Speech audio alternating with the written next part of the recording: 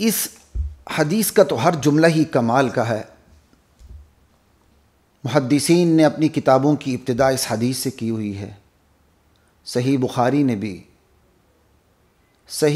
میں بھی امام بخاری نے اپنی صحیح بخاری کا آغاز، اپنی صحیح حدیث کی صحیح کتاب کا آغاز بھی اس حدیث سے کیا ہے۔ ایک ایک جملہ کمال کا ہے۔ انما الاعمال بالنیات، یہ ایک ایسی حدیث ہے کہ اس پر کچھ فنی مباحث کے حوالے سے بھی بات ضروری ہے، کچھ فقہی مباحث کے حوالے سے ایک آدھ چیز پر میں توجہ مرکوز کروانا ضروری سمجھتا ہوں، خصوصاً موقوفون علیہ اور دور حدیث میں پڑھنے والے طلبہ کے لیے۔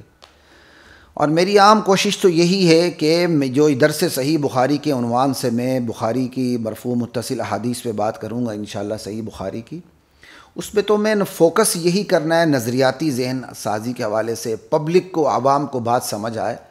انشاءاللہ اہل علم کے لیے بھی اس میں سے کوئی بات بھی فائدے سے خالی نہیں ہوگی۔ تو میں تو درخواست کروں گا موقوفون علیہ کے طلباء سے اور خصوصاً دور حدیث کے طلباء سے کہ انہوں نے کل عوام میں جانا ہے اور درس و تدریس کے ساتھ ساتھ انہوں نے تبلیغ کرنی ہے، ابلاغ کا کام کرنا ہے، دعوت کا کام کرنا ہے، تو وہ ان احادیث پر ضرور توجہ رکھیں۔ مدارس میں تو موقوفون علیہ ہو، خصوصاً دور حدیث کے اندر فنی یا فقہی مباحث پر زور زیادہ ہوتا ہے، جس کی وجہ سے جو حدیث کا اصل مقصد ہے کردار سازی کا، وہ بہرحال نظروں سے اوجھل ہو جاتا ہے عمومی طور پر۔ تو اس لیے اگر یہ طلباء ان ویڈیوز کو بھی سامنے رکھیں گے تو انشاءاللہ نظریاتی حوالے سے انہیں بہت فائدہ ملے گا، میری بات سے نہیں، رسول کریم صلی اللہ علیہ وسلم کی بات سے اور آپ کے فرامین کے اصل مقصد سے۔ تو پہلے میں اس احادیث پہ میں پوری طرح بات کر لوں گا اصلاحی نقطہ نگاہ سے۔ انشاءاللہ جب حدیث ختم ہوگی تو کچھ عوام کی توجہ مبذول کرانے کے لیے اور بالخصوص اپنی طلبہ برادری اور اپنے علماء برادری کی توجہ مبذول کرانے کے لیے فنی اور فقہی مباحث کے حوالے سے بھی چند گزارشات آپ کے سامنے میں ضرور رکھوں گا۔ تو اصلاحی پہلو کے حوالے سے میں بات کا آغاز کرتا ہوں کہ اس حدیث کا پہلا جملہ ہے انما الاعمال بالنیات۔ بلا شبہ اعمال کو ان کی نیتوں سے جوڑ دیا گیا ہے، بے شک اعمال کو ان کی نیتوں کے ساتھ نتھی کر دیا گیا ہے، یقیناً اعمال کو ان کی نیتوں کے ساتھ باندھ دیا گیا ہے۔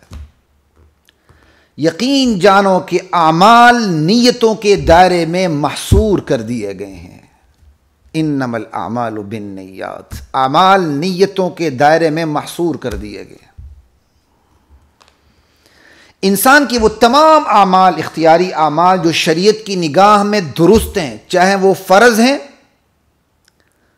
جسے کرنا ضروری ہے نہ کرنا حرام ہے، چاہے وہ مباح ہیں کرنے پر ثواب نہیں نہ کرنے پر عذاب نہیں، تو انسان کے وہ تمام اعمال جو شریعت کی نگاہ میں درست ہیں، فرض سے لے کر مباح تک، سب کو ان کی نیتوں کے ساتھ نتھی کر دیا گیا ہے۔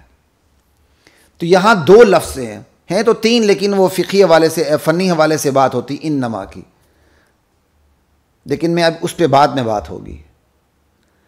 الاعمال النیات، یہاں دو لفظ ہیں، اعمال اور نیات۔ اعمال عمل کی جمع ہے،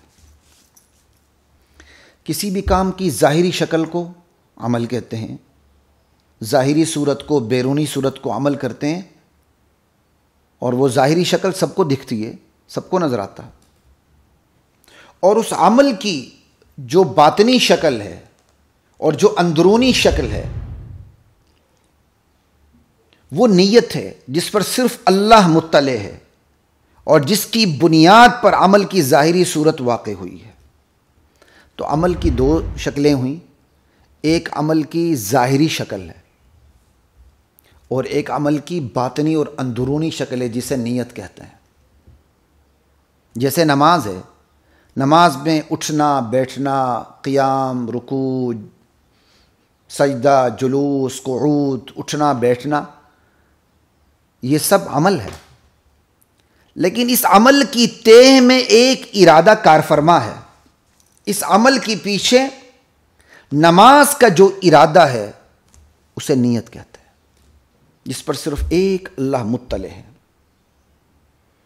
تو جو نیت ہے، یہاں لفظ استعمال ہوا ہے نیات. نیت کی جمع ہے. اس کے لغوی معنی کو دیکھیں، اس کے لٹرل میننگز کو دیکھیں تو نیت پختہ ارادے کو کہتے ہیں. یہ ایک الگ بات ہے، ہم آگے جا کے بات کریں گے کہ پختہ ارادے کی بھی پختگی کی مختلف سطحیں ہوتی ہیں، انشاءاللہ میں اس پر بھی بات کروں گا. بہرحال نیت پختہ ارادے کو کہتے ہیں لغتاً، لغوی حوالے سے، لٹرل میننگ کے حوالے سے. شریعت کی اصطلاح میں نیت کسے کہتے ہیں؟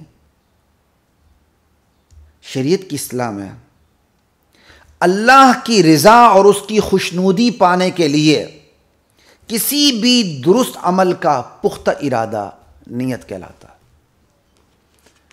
یعنی نیت پختہ ارادے کو کہتے ہیں، لیکن وہ نیت آپ نے کس کے لیے کی ہے؟ کسی بھی درست عمل کو بجا لانے کے لیے آپ نے پختہ ارادہ کیا، اور مقصود آپ کا کیا ہے کہ آپ کو اللہ کی خوشنودی، اللہ کی قربت، اللہ کی رضا حاصل ہو جائے. تو اس اصطلاح میں اسے نیت کہتے ہیں. ٹھیک ہے.